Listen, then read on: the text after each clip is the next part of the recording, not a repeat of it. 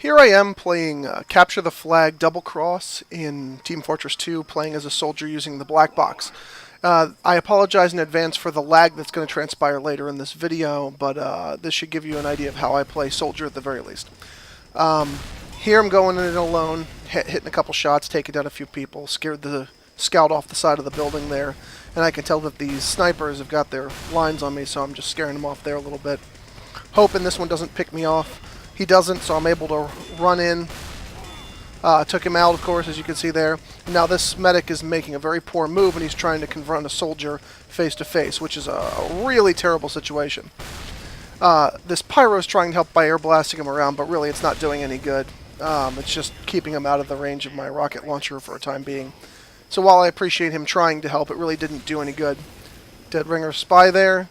He's gonna, yep, there he comes around and tries to hit us both. I just decided to let it be and let the scout handle it. From what I could tell, the scout's not too stupid, so he could probably take care of the situation.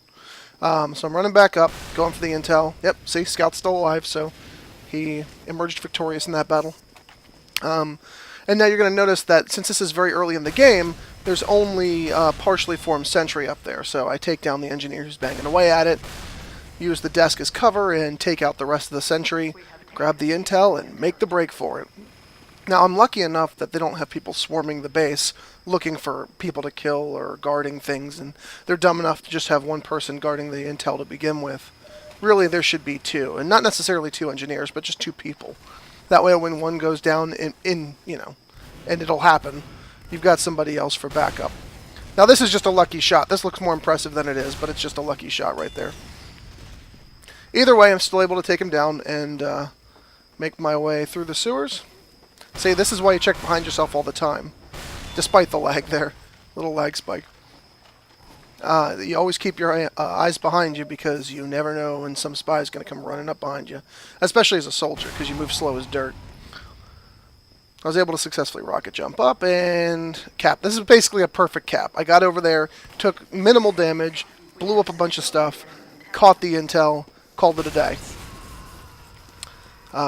So that was a good first round there. But again, I think that the reason it was so easy is because the team we're playing against isn't particularly great, nor is the team I'm really on. I wind up MVP of this game as well, I think, if I remember correctly. And, it's because I have some good support on me, but nobody on the team is a real star of the team, so to speak. With a little help right there from the scout, I was able to take down the heavy. Got a crits right there real quick on the spy, ruined his day. And he's trying to go for eating a sandwich right there in front of everyone, which is a bad decision. When you're a heavy and you need health, then you find a way to retreat and round a corner at the very least. Because once you start eating that sandwich, you cannot stop eating the sandwich until, well, your health is full, or the sandwich is out. So here I am having a battle with a puffy pyro. And this is a perfect example of why pyro is best as a class that helps and not just runs in and does straight attacking. I died because I was on fire there, not because the pyro chased me to that end. I was able to defeat him, but because I was on fire, I eventually fell there. But anyhow, here now I've got somebody who's got the quick fix on me, and I don't prefer the quick fix. I mean, it's certainly nice to keep you alive a little better, but any medic worth their weight in gold should be able to use the original medic gun and make that work, because when it comes to taking down sentries, large numbers of enemies, etc., you really want to make sure that you're got an Uber in your pocket for when you need it, rather than just assuming that you won't need it. Normally I'd rocket jump up the hole there, but since I've got a medic on me who's doing a good job at following me, I figured for his benefit I'll take the long, little more dangerous way.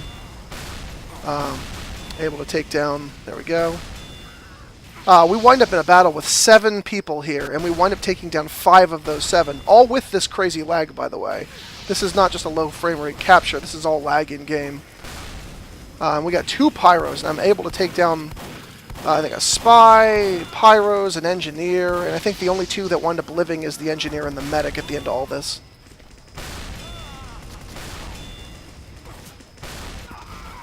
And there you go, also the effects of fire yet again.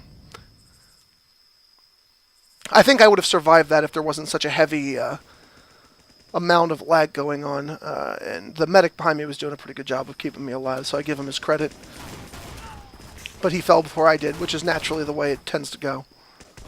That's the natural order of things in Team Fortress.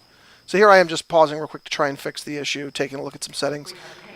I don't wind up fixing it. We just got some heavy lag spikes, so, you know, it happens sometimes. No one's immune to it, even with me and my pretty good system. So here I wind up, you know, cutting again, but we wind up winning the game right here, I think, in just a second, if I'm not mistaken.